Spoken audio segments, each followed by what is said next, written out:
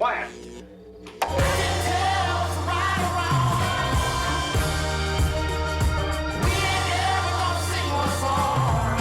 Hello everyone, welcome to session 3 of LTEC 676. In this video, we're going to continue talking about theme 1, the nature of educational technology. Now, it occurred to me that we've been talking about the nature of technology, but I actually hadn't ever defined it for you. Well, as it turns out, a concise definition of the nature of technology is hard to find. So what I decided to do was take a definition of the nature of science and convert it to a definition of the nature of technology.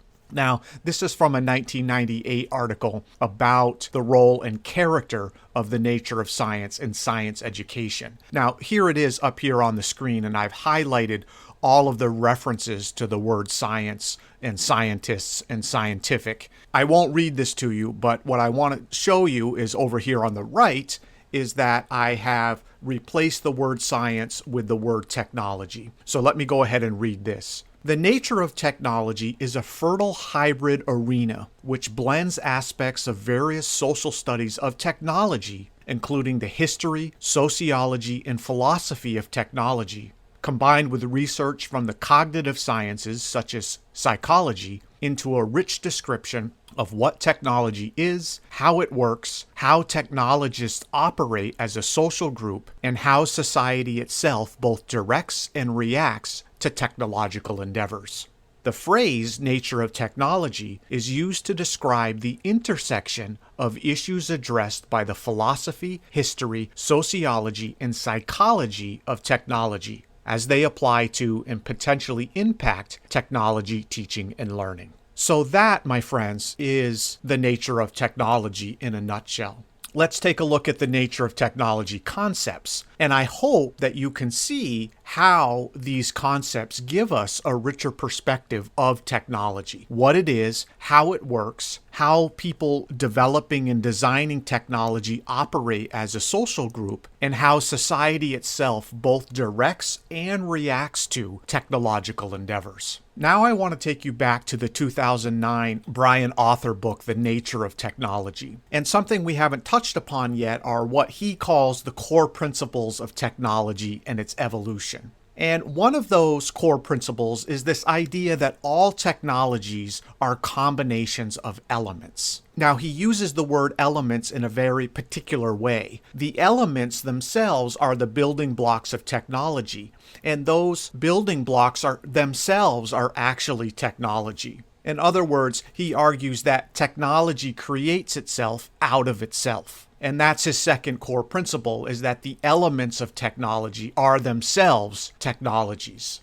And his third principle is that all technologies use phenomena to some purpose. So what is meant by the term phenomena? Well, this is what Arthur writes. He writes, technology builds out not just from combination of what exists already, but from the constant capturing and harnessing of natural phenomena. At the very start of technological time, we directly picked up and used phenomena. The heat of fire, the sharpness of flaked obsidian, the momentum of stone in motion. All that we have achieved since that time comes from harnessing these and other phenomena and combining the pieces that result. So let's think about these core principles in relation to some educational technologies. Here's an example, the abacus. What elements are combined to make the abacus possible? What phenomena underlie the creation and the function of the abacus? How about chalkboards? What technological elements need to be in place in order for the chalkboard to emerge?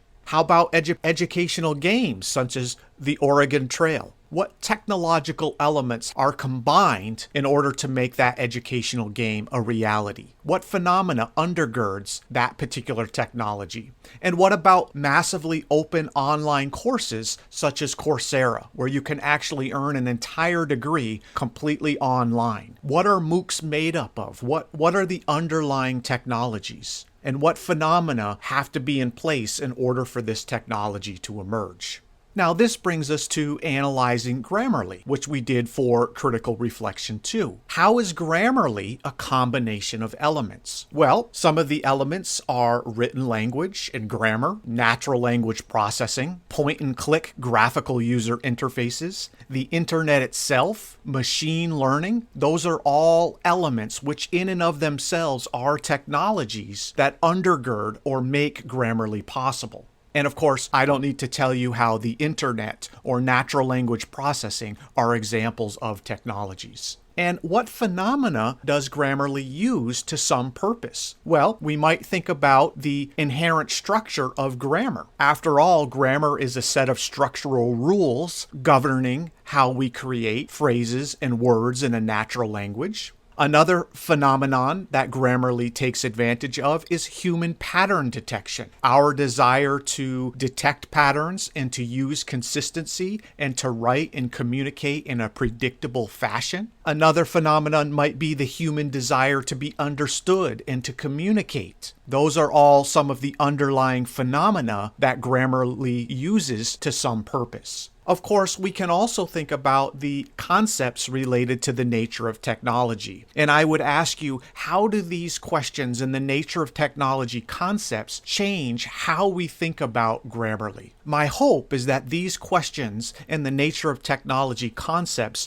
give you a richer understanding of Grammarly, as opposed to a technological accomplishment that merely provides a useful function. So now let's transition a little bit to Terkel's article, Always On You, the Tethered Self. Now, she argues, of course, and this is written in 2008, that times have changed. And she talks about a second self in the early years of computers. However, in the early 21st century, she says the language of the second self doesn't go far enough. And she writes that our new intimacy with communications devices compels us to speak of a new state of the self. She then goes on to talk about this idea of continual co-presence. That on the one hand, we have the real physical world, and on the other hand, we have the virtual world. And ultimately, those worlds have been slowly combining over time. What we have to do as individuals is to balance those physical and electronic connections. And so I ask you, how does this combined world change our behavior, our thinking, and our values? And of course, that question ties directly to the nature of technology concepts 5, 6, and 10. Terkel also writes about technology-induced pressures. She writes, the self that is shaped by this world of rapid response measures success by calls made, emails answered, and contacts reached. This self is calibrated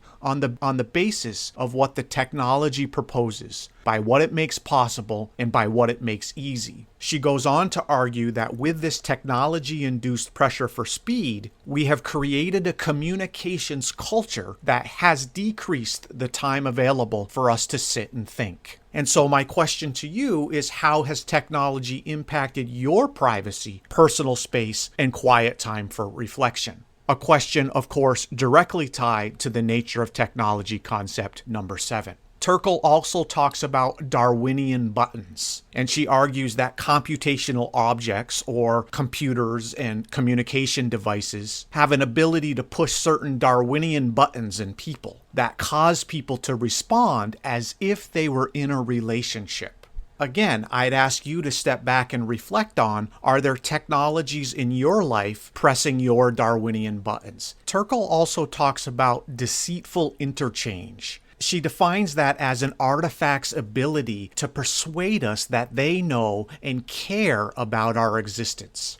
And she asks, is that good for us? Or might it be good for us in the feel-good sense, but bad for us in our lives as moral beings? She writes, the answers to such questions are not dependent on what computers can do today or what they are likely to be able to do in the future. These questions ask what we will be like, what kind of people we are becoming as we develop increasingly intimate relationships with machines. And finally, Terkel talks about our tethered cells. This argument that our experience of living with technology has freed us in some ways and has yoked us in others. And of course, that is a concept we'll come back around to again and again. This idea that we're newly free in some ways and newly yoked in others. And we'll be applying this concept and seeing it over and over again when we talk about educational technology and social and ethical issues related to educational technology. Okay, everyone, we're out of time for today. Have a great week, and I'll see you in Canvas.